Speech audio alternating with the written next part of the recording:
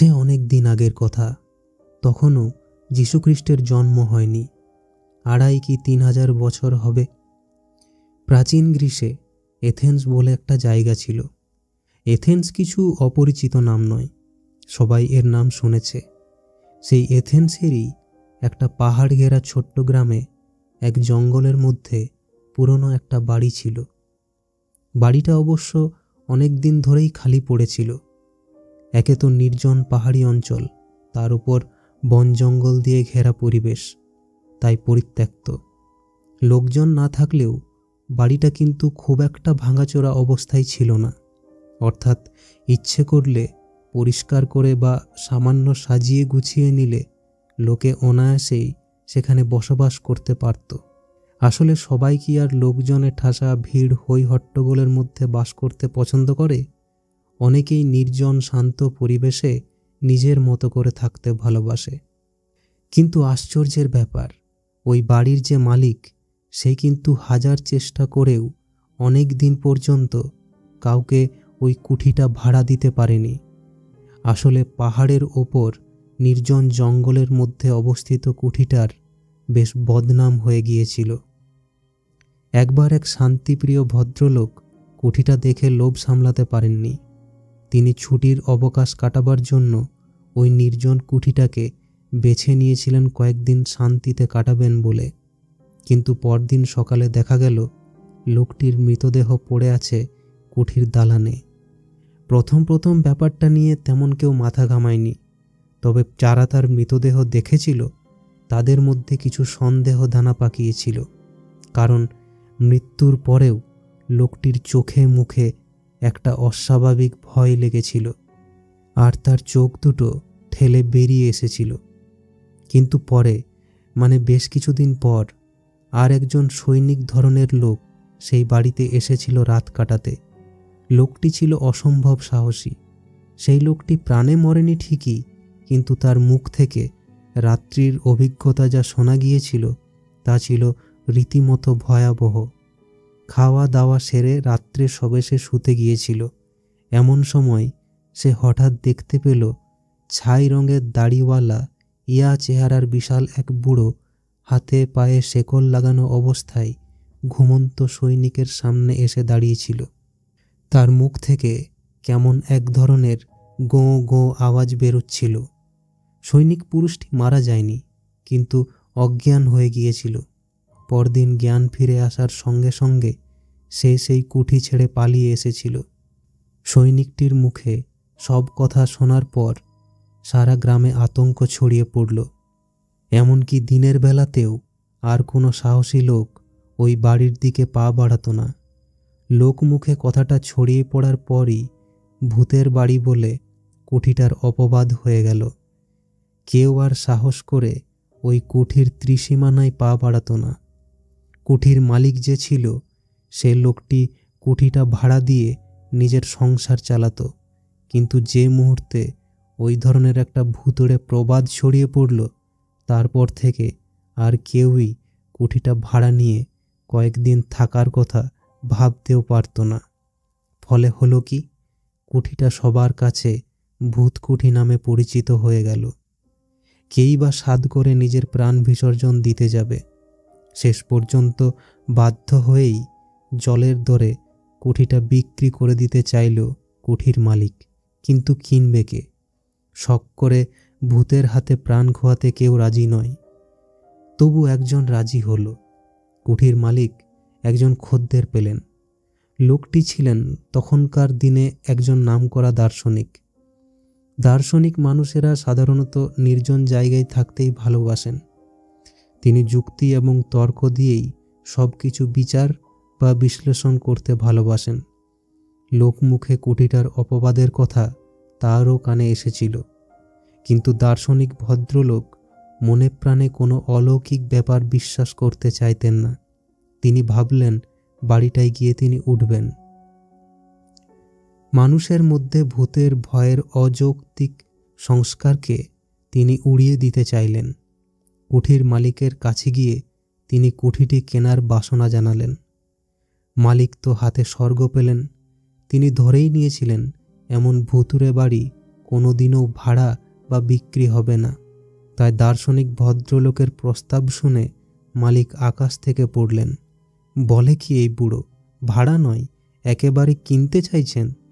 অত্যন্ত কম দামে তিনি সঙ্গে সঙ্গে কুঠিটি বিক্রি করে হাঁপ ছাড়লেন। আগেই বলেছি, যুক্তি ছাড়া দার্শনিক চলেন না। যা চোখে দেখা যায় না, হাত দিয়ে যাকে ছোঁয়া যায় না, অথবা অন্তর দিয়ে যাকে উপলব্ধি করা যায় না, তেমন কিছুতে তার বিশ্বাস আসবে কেন? নিজের সব জিনিসপত্র নিয়ে গিয়ে উঠলেন সদ্য কেনা সেই বাড়িটায়। সারাদিন ধরে নিজের হাতে সব কিছু সাজালেন। নিজের হাতেই তাকে সব কিছু করতে হয়েছিল। তার কারণ বাড়িটার ভুতুড়ে কাণ্ড কারখানা নিয়ে এমন সব গল্পগুজব তৈরি হয়েছিল যে তিনি অনেক বেশি পয়সার লোভ দেখিয়েও কোনো চাকর বাকর পাননি। যাই হোক, সারাদিন পরিশ্রমের পর দার্শনিক ভদ্রলোক বেশ ক্লান্ত হয়ে পড়েছিলেন। খুব একটা খাওয়া দাওয়ার ইচ্ছেও ছিল না।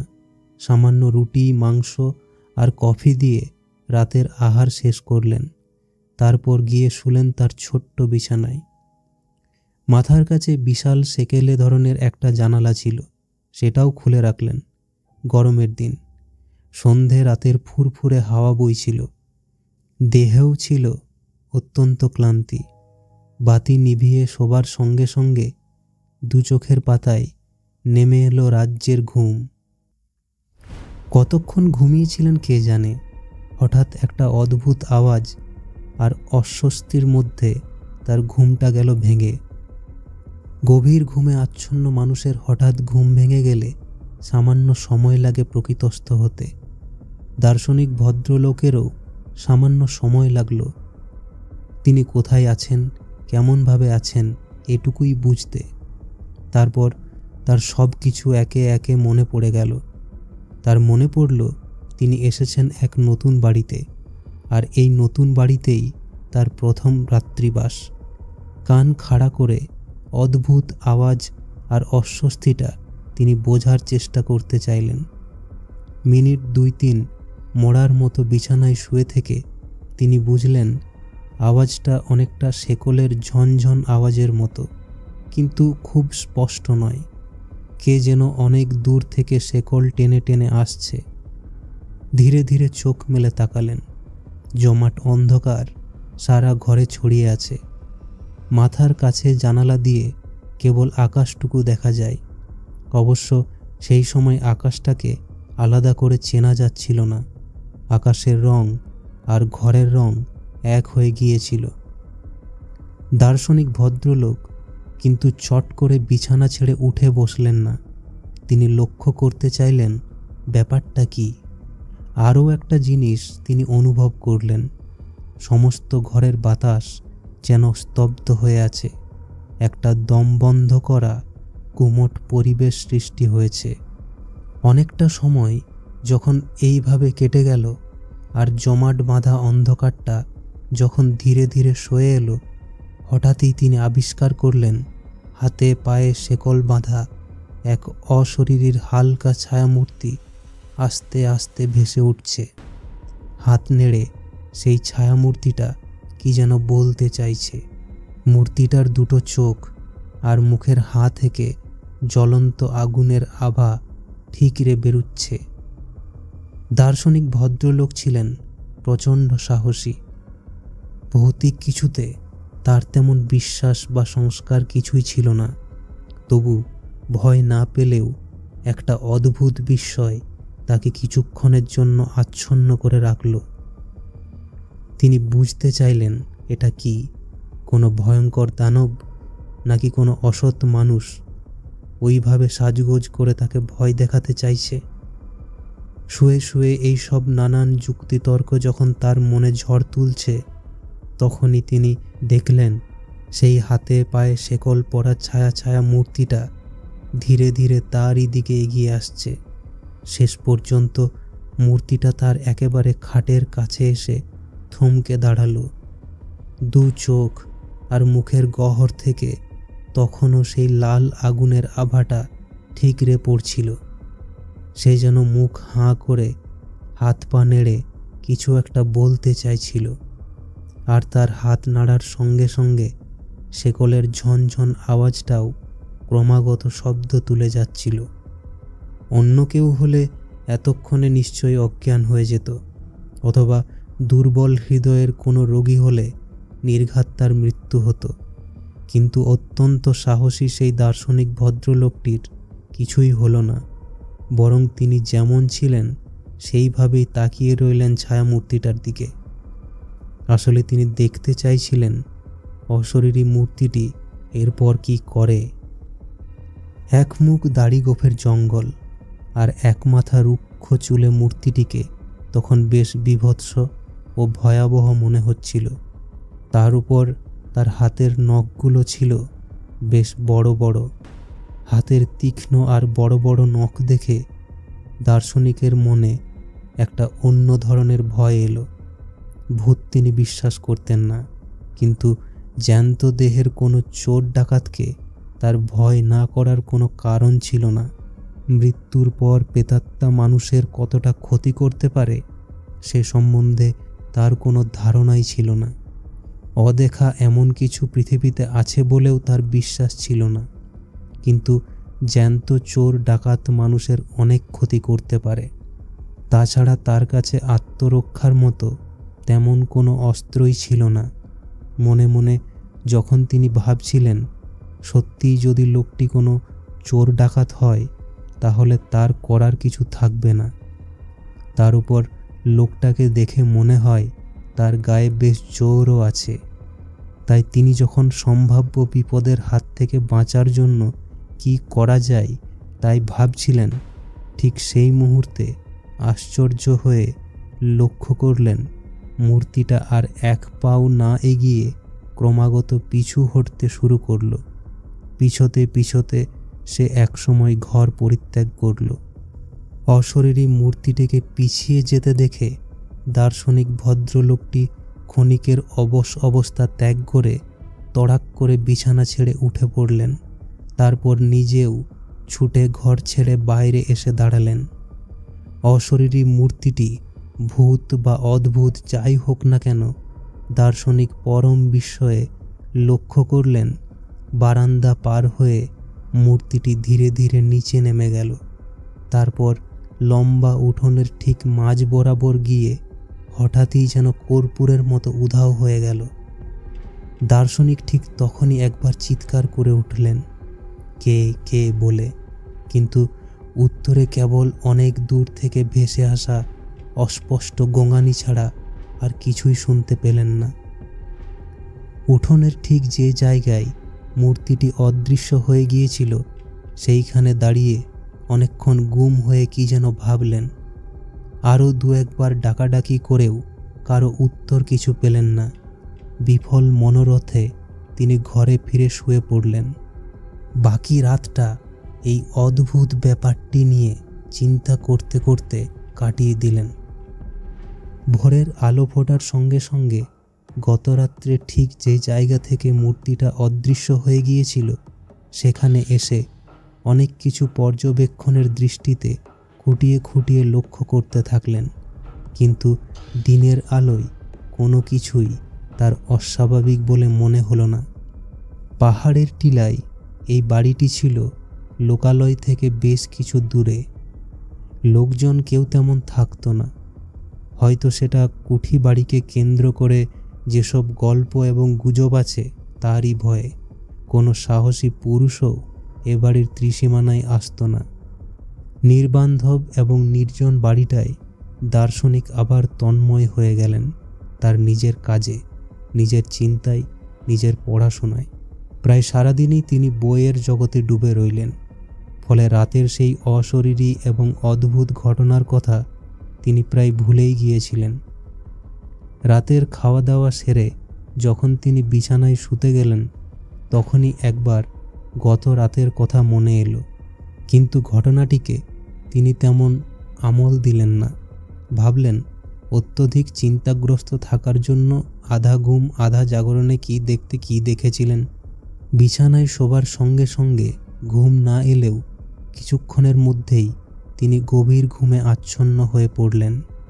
ভয় ডর না থাকার জন্যে সমস্ত কিছুকে অলীক বলে উড়িয়ে দিলেও পরের রাতে কিন্তু সেই একই ঘটনার পুনরাবৃত্তি ঘটল।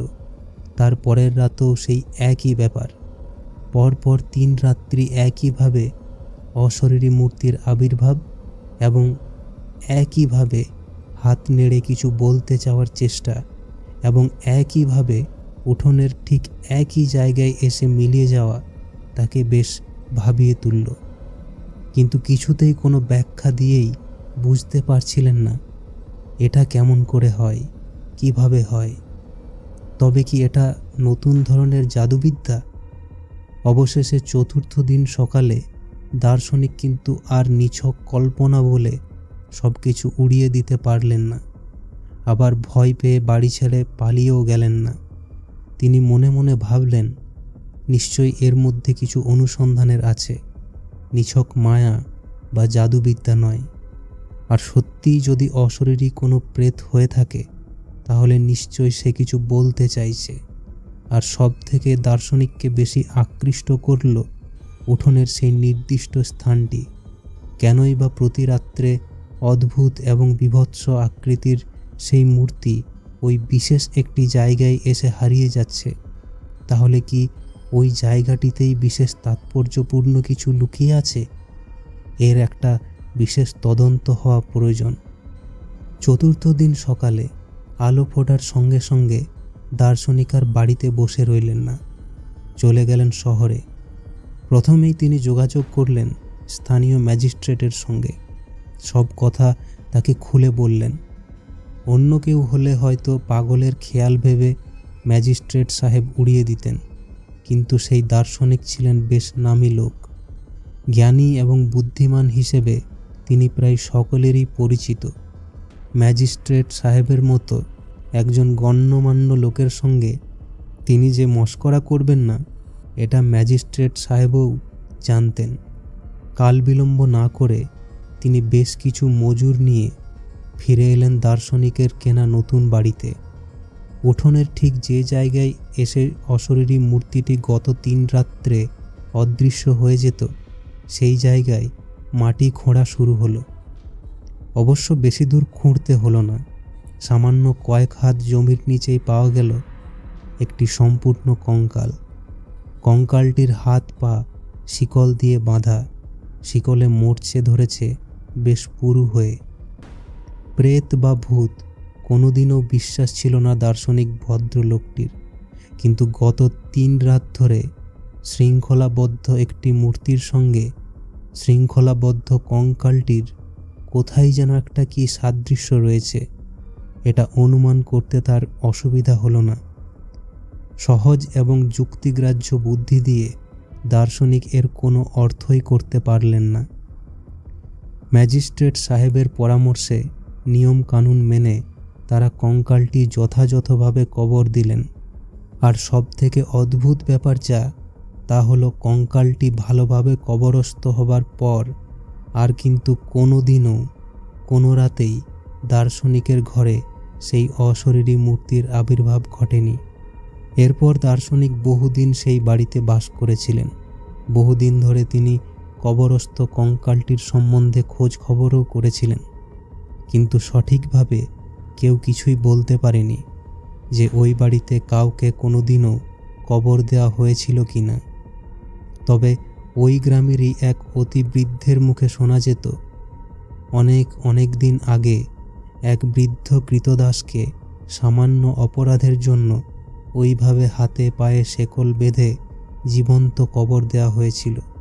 এ ঘটনা সত্য কি মিথ্যা তা জানার উপায় নেই, তবে দার্শনিক এটুকু বুঝেছিলেন, মৃত্যুর পরও আত্মার যাওয়া আসা থাকে, আর সে আত্মা যদি অতৃপ্ত হয় তাহলে অশরীরী রূপ নিয়ে মানুষকে দেখা দিতে চায়।